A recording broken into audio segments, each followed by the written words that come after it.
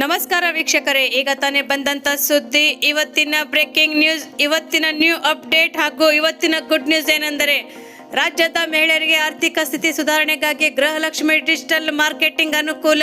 Lakshmi Hebbalkar madam ಅವರ ಹೇಳಿಕೆ. ರಾಜ್ಯದ ಜನತೆಗೆ ಮತ್ತೊಂದು ಗುಡ್ ನ್ಯೂಸ್ ಏನೆಂದರೆ ಯುಗಾದಿ ಹಬ್ಬಕ್ಕೆ ಸಿಗಲಿದೆ ಇಂದಿರಾ ಕಿಟ್. ಹೌದು ಗೆಳೆಯರೆ, ರಾಜ್ಯದ ಜನತೆಗೆ ಮತ್ತೊಂದು ಗುಡ್ ನ್ಯೂಸ್ ಏನೆಂದರೆ ಬಿಪಿಎಲ್ ಕಾರ್ಡ್ ಜನರಿಗೆ ಯಾವ ತಿಂಗಳಿಗೆ ಬಿಪಿಎಲ್ ಕಾರ್ಡ್ಗಳು ಮತ್ತು ಅರ್ಜಿ ಸಲ್ಲಿಸಬಹುದೆಂದು ತಿಳಿದುಕೊಳ್ಳಿ. ಪಿಎಂ ಕಿಸಾನ್ ಯೋಜನೆಯ 22ನೇ ಕಂತು ಯಾವಾಗ ಬಿಡುಗಡೆ ಆಗುತ್ತೆ? ಶೀಘ್ರದಲ್ಲಿ ರೈತರ ಖಾತೆಗೆ 2,000 ರೂಪಾಯಿ ಹಣ. ಹಾಗೆಯೇ ಬಿ ಖಾತಾ ಪಡೆದವರಿಗೆ ಹೊಸ ರೂಲ್ಸ್.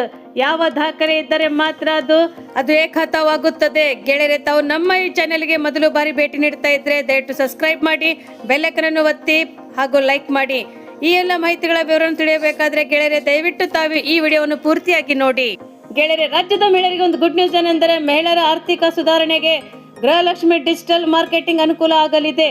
ಗೃಹಲಕ್ಷ್ಮಿ ಯೋಜನೆಯ ಫಲಾನುಭವಿಗಳು ಇದರ ಬಗ್ಗೆ ಸದುಪಯೋಗವನ್ನು ಪಡೆದುಕೊಳ್ಳಲು ಎಂದು ಮಹಿಳಾ ಮತ್ತು ಮಕ್ಕಳ ಅಭಿವೃದ್ಧಿ ಇಲಾಖೆ ಸಚಿವರಾದಂತಹ ಲಕ್ಷ್ಮಿ ಹೆಬ್ಬಾಳ್ಕರ್ ಮೇಡಮ್ ಅವರು ತಿಳಿಸಿದ್ದಾರೆ. ಡಿಜಿಟಲ್ ಮಾರ್ಕೆಟಿಂಗ್ ಗ್ರಾಮಾಂತರ ಮಹಿಳೆಯರಿಗೆ ಅನುಕೂಲ ಆಗಲಿದೆ ಎಂದು ತಿಳಿಸಿದ್ದಾರೆ. ಮುಂದಿನ ದಿನಗಳಲ್ಲಿ ಆಪ್ ಬಗ್ಗೆ ತಿಳಿಯಲು ಕಾರ್ಯಾಗಾರ ಹಮ್ಮಿಕೊಳ್ಳಲಾಗುವುದು ಎಂದು ತಿಳಿಸಿದ್ದಾರೆ. ಕಾಂಗ್ರೆಸ್ ಪಕ್ಷದ ಅಧಿಕಾರಕ್ಕೆ ಬಂದಾಗದಿಂದಲೇ ಮಹಿಳೆಯರ ಪರ ಯೋಜನೆಗಳನ್ನು ಜಾರಿಗೆ ತರುತ್ತಿದೆ. ಕಾಂಗ್ರೆಸ್ ಪಕ್ಷದ ಸರ್ಕಾರಗಳು ಮಹಿಳೆಯರ ಪರವಾಗಿ ಸದಾ ಚಿಂತಿಸುತ್ತಿದೆ. ಅಂಗನವಾಡಿ ಕೇಂದ್ರಗಳನ್ನು ಸಹ ಆರಂಭಿಸುವ ಮೂಲಕ ಮಹಿಳಾ ಮತ್ತು ಮಕ್ಕಳ ಏಳಿಗೆಗಾಗಿ ಶ್ರಮಿಸಿದ್ದು ಕಾಂಗ್ರೆಸ್ ಪಕ್ಷ ಎಂದು ಹೇಳಿದ್ದಾರೆ. ಮಹಿಳಾ ಸಬಲೀಕರಣಕ್ಕಾಗಿ ಕರ್ಮಣಿ ಉತ್ಸವ ಗೃಹಲಕ್ಷ್ಮಿ ಡಿಜಿಟಲ್ ಅನಾವರಣ ಮಾಡಲಾಗಿದೆ. ಮಹಿಳೆಯರ ಆರ್ಥಿಕ ಸಬಲೀಕರಣಕ್ಕಾಗಿ ನಮ್ಮ ಸರ್ಕಾರ ಎಲ್ಲ ರೀತಿಯಿಂದ ಕೆಲಸ ಮಾಡುತ್ತಿದೆ ಎಂದು ಸಚಿವೆ ಲಕ್ಷ್ಮಿ ಹೆಬ್ಬಾಳ್ಕರ್ ಮೇಡಮ್ ಅವರು ತಿಳಿಸಿದ್ದಾರೆ. ಗೃಹಲಕ್ಷ್ಮಿ ಡಿಜಿಟಲ್ ಮಾರ್ಕೆಟಿಂಗ್ಗಳು ಚಾಲನೆ ತರುವುದಕ್ಕಾಗಿ ಮಹಿಳಾ ಅಭಿವೃದ್ಧಿ ನಿಗಮದ ವತಿಯಿಂದ ಆರಂಭವಾಗಿಸಿರುವಂತಹ ಗೃಹಲಕ್ಷ್ಮಿ ಡಿಜಿಟಲ್ ಮಾರ್ಕೆಟಿಂಗ್ಗೆ ಚಾಲನೆ ನೀಡಲಾಗಿದೆ ಎಂದು ಹೇಳಲಾಗಿದೆ ಗೆಳೆಯರೆ. ಬಳಿಕ ನಿಗಮದ ಕಿರುಹೊತ್ತಿಯಲ್ಲಿ ಸಹ ಬಿಡುಗಡೆ ಮಾಡಲಾಗುವುದು ಎಂದು ತಿಳಿಸಿದ್ದಾರೆ ಗೆಳೆಯರೆ.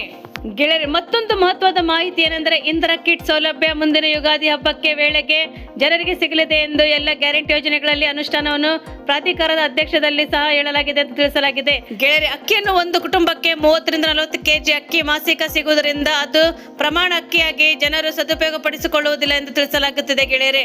ಹಾಗಾಗಿ ಗ್ಯಾರಂಟಿ ಯೋಜನೆಗಳ 100% ಪ್ರಗತಿಯನ್ನು ಸಾಧಿಸಬೇಕಾಗಿದೆ. ಜಿಲ್ಲೆಯಲ್ಲಿ ಪ್ರತಿಯೊಬ್ಬರು ಅಧಿಕಾರಿಗಳನ್ನು ಕಟ್ಟುನಿಟ್ಟಾಗಿ ಕ್ರಮ ತೆಗೆದುಕೊಳ್ಳಬೇಕೆಂದು ಉತ್ತಮ ಪ್ರಗತಿ ಸಾಧನೆಗಾಗಿ ಹೇಳಲಾಗಿದೆ ಎಂದು ಹೇಳಲಾಗಿದೆ ಗೆಳೆಯರೆ. ಯಾವ ಜನರು ಈ ಯೋಜನೆಯಲ್ಲಿ ವಂಚಿತರಾಗಿದ್ದಾರೆ ಅಂತ ಜನರಿಗೆ ಯಾವುದೇ ಅರ್ಹ ಫಲಾನುಭವಿಗಳು ಗ್ಯಾರಂಟಿ ಯೋಜನೆಗಳಿಂದ ವಂಚಿತರಾದಲ್ಲಿ ಸಂಬಂಧಪಟ್ಟ ಇಲಾಖೆಗಳಲ್ಲಿ ಸಂಪರ್ಕಿಸಿ ಯೋಜನೆಗಳನ್ನು ಪಡೆದುಕೊಳ್ಳುವಂತೆ ಗ್ಯಾರಂಟಿ ಯೋಜನೆಯು ಸಾರ್ವಜನಿಕರಿಗೆ ಲಾಭ ಆಗುವುದಕ್ಕೋಸ್ಕರ ಈ ಯೋಜನೆಗಳನ್ನು ಹಮ್ಮಿಕೊಳ್ಳಲಾಗಿದೆ ಎಂದು ತಿಳಿಸಲಾಗಿದೆ ಗೆಳೆಯರೆ. ಇಂದಿರಾ ಕಿಟ್ ನಲ್ಲಿ ಪಡೆಯುವಂತಹ ವಸ್ತುಗಳು ಯಾವೆಂದರೆ 1 ರಿಂದ 2 ಸದಸ್ಯರಿರುವಂತಹ ಕುಟುಂಬಗಳಲ್ಲಿ ಅರ್ಧ ಕೆಜಿ ತೊಗರಿಬೇಳೆ, ಅರ್ಧ ಲೀಟರ್ ಅಡುಗೆ ಎಣ್ಣೆ, ಅರ್ಧ ಕೆಜಿ ಸಕ್ಕರೆ, ಅರ್ಧ ಕೆಜಿ ಉಪ್ಪು ಮತ್ತು ಹೆಚ್ಚುವರಿಯಾಗಿ 1/4 ಕೆಜಿ ತೊಗರಿಬೇಳೆಯನ್ನು ಕೊಡಲಾಗುತ್ತದೆ. 3 ರಿಂದ 4 ಸದಸ್ಯರಿರುವಂತಹ ಕುಟುಂಬಗಳಿಗೆ 1 ಕೆಜಿ ತೊಗರಿಬೇಳೆ, 1 ಲೀಟರ್ ಅಡುಗೆ ಎಣ್ಣೆ, 1 ಕೆಜಿ ಸಕ್ಕರೆ, 1 ಕೆಜಿ ಉಪ್ಪು ಹಾಗೂ 1 ಕೆಜಿ ತೊಗರಿಬೇಳೆಯನ್ನು ಕೊಡಲಾಗುತ್ತದೆ ಗೆಳೆಯರೆ. 5 ರಿಂದ ಅಥವಾ ಹೆಚ್ಚಿನ ಸದಸ್ಯರಿರುವಂತಹ ಕುಟುಂಬಗಳಲ್ಲಿ 1.5 ಕೆಜಿ ತೊಗರಿಬೇಳೆ, 1.5 ಲೀಟರ್ ಅಡುಗೆ ಎಣ್ಣೆ, 1.5 ಕೆಜಿ ಸಕ್ಕರೆ, 1.5 ಕೆಜಿ ಉಪ್ಪು ಮತ್ತು 3/4 ಕೆಜಿ ತೊಗರಿಬೇಳೆಯನ್ನು ಕೊಡಲಾಗುವುದು ಎಂದು ತಿಳಿಸಲಾಗಿದೆ ಗೆಳೆಯರೆ. ರಾಜ್ಯದಲ್ಲಿ ಮತ್ತೊಂದು ಮಹತ್ವದ ಮಾಹಿತಿ ಏನೆಂದರೆ ರಾಜ್ಯದಲ್ಲಿ ಪಂಚ ಗ್ಯಾರಂಟಿ ಯೋಜನೆಗಳಲ್ಲಿ ಜಾರಿ ಮಾಡಿದಂತಹ ಸಾಕಷ್ಟು ಬಡವರು ಬಿಪಿಎಲ್ ಕಾರ್ಡ್ಗಳನ್ನು ಅರ್ಜಿ ಸಲ್ಲಿಸಲು ಆಗುತ್ತಿಲ್ಲ. ಆದರೆ ಶೀಘ್ರದಲ್ಲೇ ಅವರೆಲ್ಲ ಬಿಪಿಎಲ್ ಕಾರ್ಡ್ಗೆ ಅರ್ಜಿ ಸಲ್ಲಿಸಬಹುದೆಂದು ಸರ್ಕಾರವು ಮಹತ್ವದ ಮಾಹಿತಿಯನ್ನು ನೀಡಿದೆ. ಹೌದು ಗೆಳೆಯರೆ, ಹೊಸ ವರ್ಷದಲ್ಲಿ ಪಡಿತರ ಚೀಟಿ ಪರಿಷ್ಕರಿಸುವಂತಹ ಕೆಲಸ ಆಗುತ್ತಿದೆ. ಈಗಾಗಲೇ 4 ಲಕ್ಷಕ್ಕೂ ಅಧಿಕ ಕಾರ್ಡ್ಗಳನ್ನು ಬಿಪಿಎಲ್ ಕಾರ್ಡ್ಗಳನ್ನು ಪರಿವರ್ತಿಸಿದ್ದು ಈ ಮೂಲಕವೇ ಸರ್ಕಾರ ಕೋಟ್ಯಾಂತರ ಹಣ ಉಳಿತಾಯ ಮಾಡುತ್ತಿದೆ ಎಂದು ತಿಳಿಸಲಾಗಿದೆ. ಇಂದಿರಾ ಕಿಟ್ ಅನ್ನು ಸಹ ಕೊಡಲು ಸರ್ಕಾರವು ಮುಂದಾಗಿದ್ದು ಇದಕ್ಕಾಗಿ ಜನರು ಕಾದು ಕುಳಿತಿದ್ದಾರೆ ಎಂದು ತಿಳಿಸಲಾಗಿದೆ. ಬಿಪಿಎಲ್ ಕಾರ್ಡ್ ಅನ್ನು ಅರ್ಜಿ ಸಲ್ಲಿಸಲು ಆಹ್ವಾನ ಮಾಡಲಾಗುತ್ತಿದೆ ಗೆಳೆಯರೆ. ರಾಜ್ಯದಲ್ಲಿ ಜನಸಂಖ್ಯೆಯು ಸಹ 50ಕ್ಕಿಂತಲೂ ಅಧಿಕರು ಬಿಪಿಎಲ್ ಕಾರ್ಡ್ಗಳನ್ನು ಇರಬಾರದೆಂದು ಹೇಳಲಾಗುತ್ತದೆ. ಆದರೆ ಕರ್ನಾಟಕ ರಾಜ್ಯದಲ್ಲಿ 75% ಕಾರ್ಡ್ಗಳಿವೆ ಎಂದು ತಿಳಿಸಲಾಗಿದೆ ಗೆಳೆಯರೆ. ಬಿಪಿಎಲ್ ಕಾರ್ಡ್ ಹೊಂದಿದವರ ಕುಟುಂಬ ಸದಸ್ಯರು ಮದುವೆಯಾಗಿದ್ದ ಬಳಿಕ ಬೇರೆ ವಾಸ ಮಾಡುತ್ತಿದ್ದರೆ ಮತ್ತೊಂದು ಕಾರ್ಡ್ ಅನ್ನು ಅರ್ಜಿ ಸಲ್ಲಿಕೆಗೆ ಮಾಡಬಹುದಾಗಿದೆ. ಅವರು ಪಡಿತರ ಚೀಟಿಯನ್ನು ನೀಡುವಂತಹ ಕೆಲಸ ಆಗುತ್ತದೆ ಗೆಳೆಯರೆ. ವೈದ್ಯಕೀಯ ಸವಲತ್ತಿನ ಕಾರಣಕ್ಕೆ ಬಿಪಿಎಲ್ ಅರ್ಜಿ ಸಲ್ಲಿಕೆಗಳನ್ನು ಮಾಡಬಹುದು ಅಥವಾ ವಿತರಿಸಲಾಗುವುದಿಲ್ಲ ಎಂದು ಹೇಳಲಾಗಿದೆ ಗೆಳೆಯರೆ. ಪೋರ್ಟಲ್ ಅನ್ನು ತೆಗೆದಾಗಿನಿಂದ ಅರ್ಜಿ ಸಲ್ಲಿಕೆ ಮಾಡುತ್ತಲಿದ್ದಾರೆ ಎಂದು ತಿಳಿಸಲಾಗಿದೆ ಗೆಳೆಯರೆ. ಸಮಯದಲ್ಲಿ ಬಿಪಿಎಲ್ ಕಾರ್ಡ್ ಅರ್ಜಿ ಸಲ್ಲಿಕೆ ಮಾಡಿದ್ದು, ಪರಿಶೀಲನೆ ಮಾಡಿದ್ದು, ಬಿಪಿಎಲ್ ಕಾರ್ಡ್ ಅನ್ನು ನೀಡುತ್ತಿವೆ ಎಂದು ತಿಳಿಸಿದ್ದಾರೆ.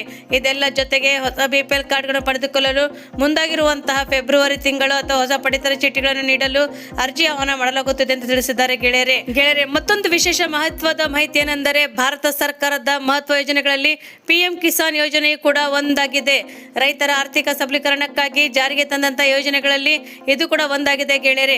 2018 ಡಿಸೆಂಬರ್ 1ರಿಂದ ಕಾರ್ಯರೂಪಕ್ಕೆ ತರಲಾಯಿತು. ದೇಶದಾದ್ಯಂತ ಜಮೀನು ಹೊಂದಿರುವಂತಹ ರೈತ ಕುಟುಂಬಗಳಿಗೆ ವಾರ್ಷಿಕ 6,000 ರೂಪಾಯಿ ಹಣವನ್ನು ನೀಡಲಾಗುತ್ತಿದೆ. ಈ ಆರ್ಥಿಕ ನೆರವು ಸಹ 2,000 ರೂಪಾಯಿಗಳನ್ನು 3 ಕಂತಿನಲ್ಲಿ ಕೊಡಲಾಗುತ್ತಿದೆ ಎಂದು ಹೇಳಿದ್ದಾರೆ ಗೆಳೆಯರೆ. 4 ತಿಂಗಳಿಗೊಮ್ಮೆ ರೈತರ ಖಾತೆಗೆ ನೇರ ಲಾಭ ವರ್ಗಾವಣೆ ಮಾಡುವುದರ ಮೂಲಕ ಇದನ್ನು ಯೋಜನೆ 22ನೇ ಕಂತಿನ ಹಣಕ್ಕಾಗಿ ಈಗ ಇಡೀ ದೇಶವು ಕಾಯುತ್ತಿದೆ ಎಂದು ಹೇಳಲಾಗಿದೆ. ಈಗಾಗಲೇ 21ನೇ ಕಂತಿನ ಪಿಎಂ ಕಿಸಾನ್ ಹಣ ಬಿಡುಗಡೆಯಾಗಿದೆ. ಆದರೆ 22ನೇ ಕಂತಿನ ಹಣ ಯಾವಾಗ ಬಿಡುಗಡೆ ಆಗುತ್ತೆ ಎಂದು ಚರ್ಚೆ ಇದೀಗ ಉದ್ಭವವಾಗಿದೆ.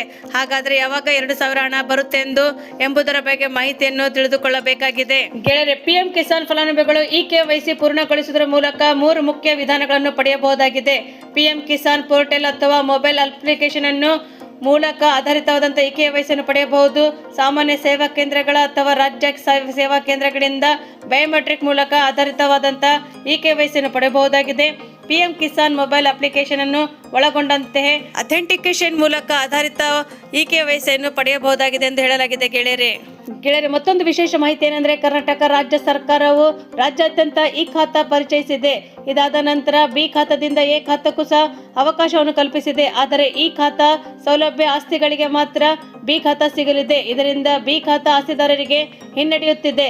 1 ವರ್ಷಕ್ಕೂ ಮುಂಚೆಯೇ ಬಿ ಖಾತಾವು ಸಹ ಸೇವೆಯನ್ನು ಸೌಲಭ್ಯವನ್ನು ನೀಡುತ್ತಿದೆ. ಆದರೆ ಇದರಲ್ಲಿ ತಾಂತ್ರಿಕ ಸಮಸ್ಯೆಗಳು ಎದುರಾಗಿದ್ದು, ಎಲ್ಲರಿಗೂ ಖಾತಾ ಇಲ್ಲವೇ ಪ್ರಾಪರ್ಟಿ ರಿಜಿಸ್ಟ್ರೇಷನ್ ಮತ್ತು ಕೆಲವೊಂದು ಅವ್ಯವಹಾರಿಕ ನಡೆದಿರುವಂತಹ ಹಿನ್ನೆಲೆಯಲ್ಲಿ ರಾಜ್ಯ ಸರ್ಕಾರವು ಮಹತ್ವದ ಕ್ರಮವನ್ನು ಅಳವಡಿಸಿಕೊಂಡಿದೆ. ಬೆಂಗಳೂರಿನಲ್ಲಿ ಅಪಾರ್ಟ್ಮೆಂಟ್ ಮಾಲೀಕರು ಸಹ ಖಾತಾ ಪಡೆಯುವ ಸಂಭ್ರಮದಲ್ಲಿದ್ದರೂ ಸಹ ಬಿ ಖಾತಾದಿಂದ ಖಾತೆಗೆ ಪರಿವರ್ತನೆ ಅಥವಾ ಖಾತಾವನ್ನು ಪಡೆದುಕೊಳ್ಳಬೇಕಾದರೆ ಮೊದಲು ನೀವು ಖಾತಾವನ್ನು ಕಡ್ಡಾಯವಾಗಿ ಪಡೆದುಕೊಳ್ಳಬೇಕಾಗುತ್ತದೆ.